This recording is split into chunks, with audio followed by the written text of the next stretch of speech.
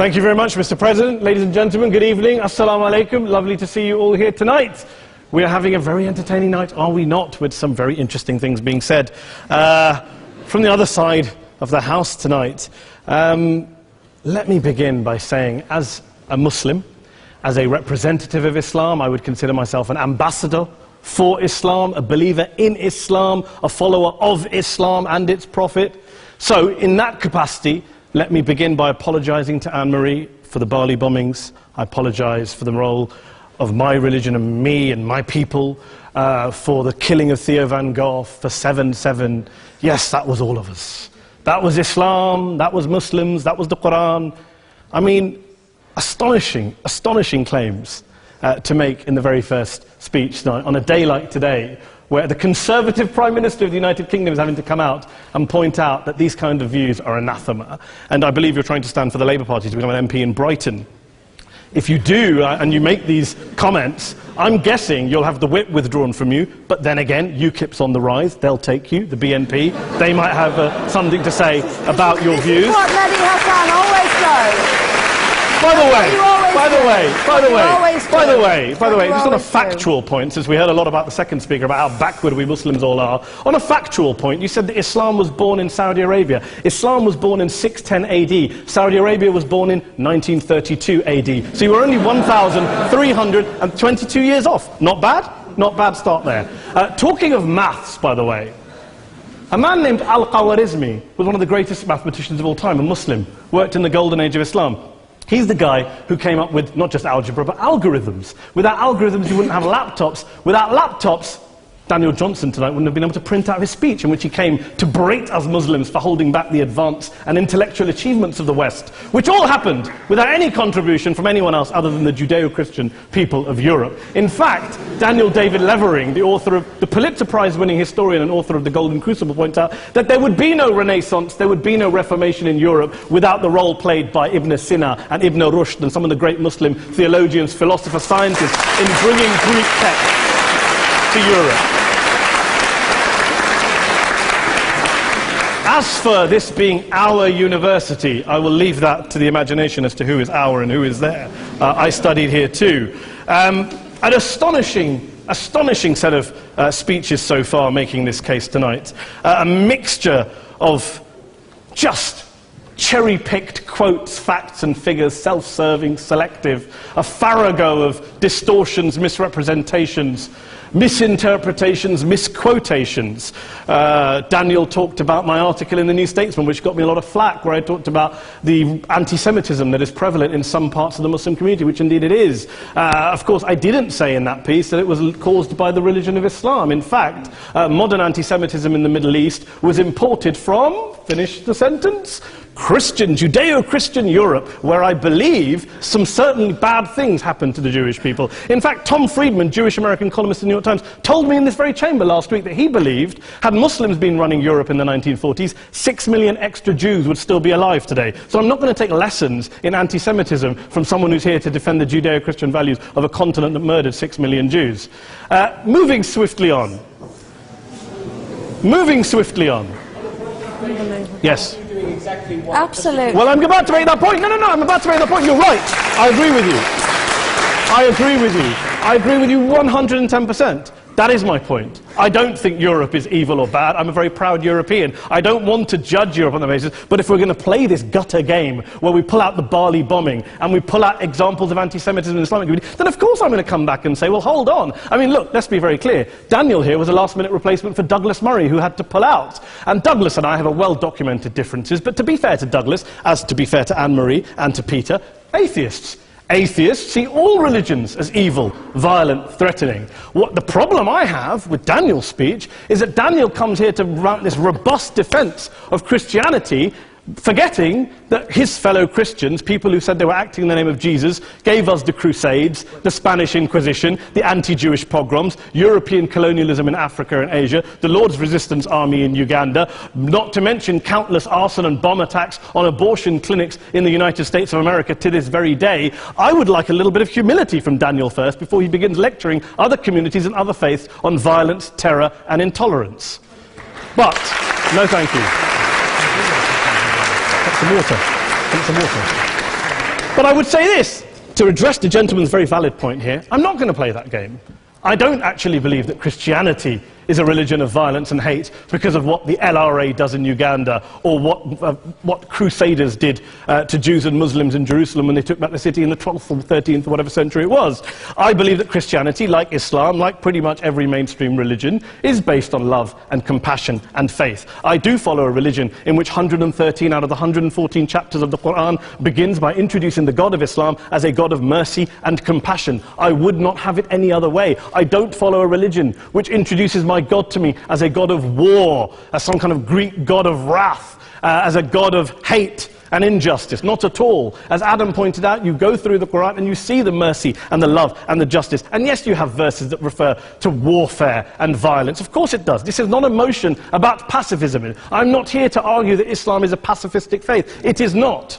Islam allows military action, violence in certain limited contexts. And yes, a minority of Muslims do take it out of that context. But is it religious? We talked about Woolwich. Daniel and Anne-Marie have suggested that it's definitely religion that's behind all of this. Well, actually,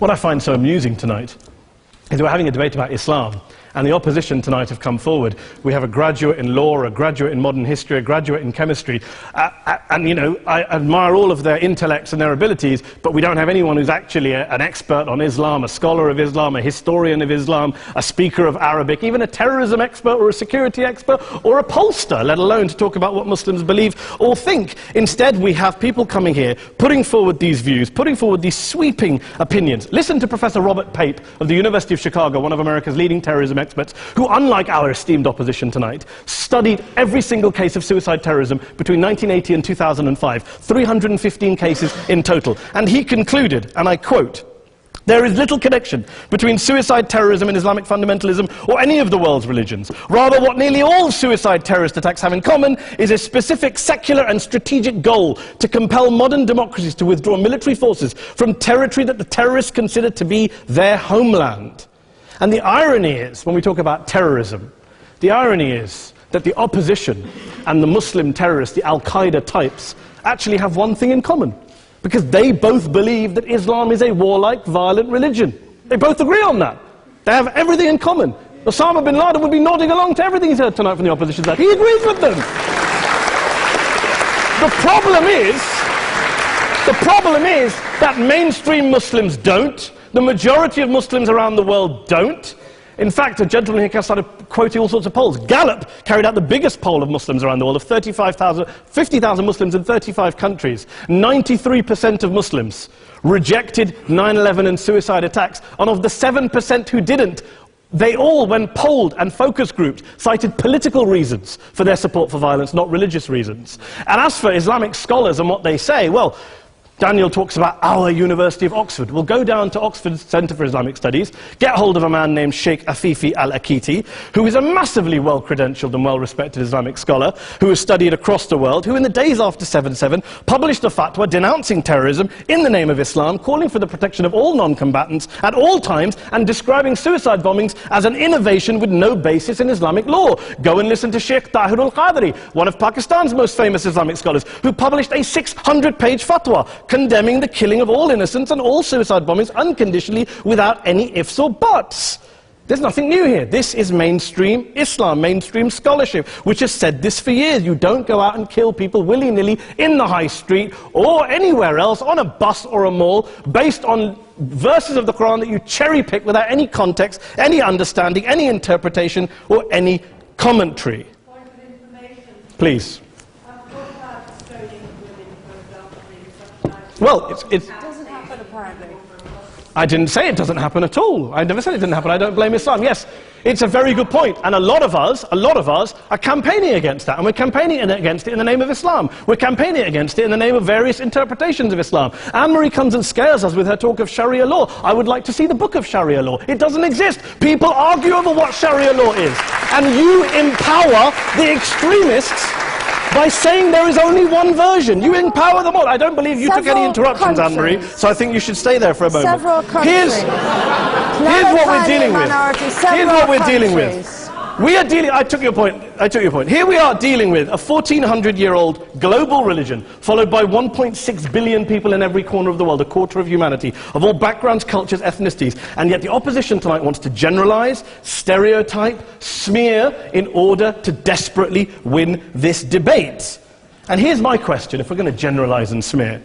If, okay, people say yesterday's bombers, and we've got to be careful, there's a trial going on, were yesterday's attackers, motivated by Islam? Big debate. I don't believe they were. Let's say they were. Let's say Faisal Shahzad, the Times Square bomber, was motivated by Islam. Let's assume, for sake of argument, that Richard Reeves, the shoe bomber, was motivated by Islam.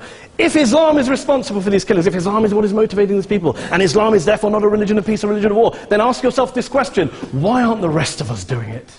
Why is it such a tiny minority of Muslims are interpreting their religion in the way that the opposition claim they are? Let's assume there are 16,000 suicide bombers in the world. There aren't. Let's assume there are for the sake of argument. That's 0.001% of the Muslim population globally. What about the other 99.99% of Muslims who the opposition tonight either ignore or smear? The reality is that the rest of us aren't blowing ourselves up tonight. The reality is that the opposition came here tonight not worried about the fact that me and Adam might pull open our jackets and blow ourselves up tonight because we're followers of a warlike warrior religion which wants to take over Europe and Daniel's university. The issue is this. The issue is this. Unless the opposition can tell us tonight, and Peter Atkins is here, one of our great atheist intellectuals, can tell us tonight, can answer this question tonight: why don't the vast majority of Muslims around the world behave as violently and aggressively as a tiny minority of politically motivated extremists? Then they might as well give up and stop pretending they have anything relevant to say about Islam or Muslims as a whole. Ladies and gentlemen, let me just say this to you. Think about what the opposite of this motion is.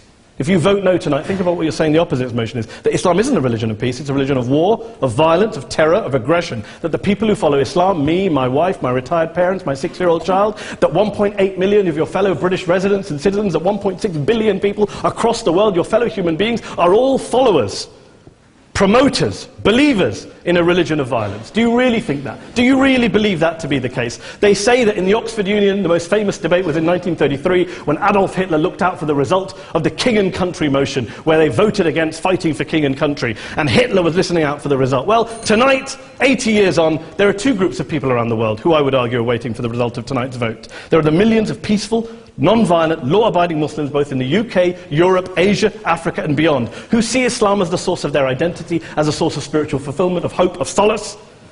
And there are the phobes, the haters, the bigots out there who want to push the clash of civilizations, who want to divide all of us into them and us and ours and their. Ladies and gentlemen, I urge you all not to fuel the arguments of the phobes and bigots. Don't legitimize their divisions. Don't legitimize their hate. Trust those Muslims who you know, who you've met, who you hear, who don't believe in violence, who do want you to hear the peaceful message of the Quran as they believe it to be taught to the majority of Muslims, the Islam of peace and compassion and mercy, the Islam of the Quran, not of Al-Qaeda. Ladies and gentlemen, I beg to propose this motion to the House. I urge you to vote yes tonight. Thank you very much for your time.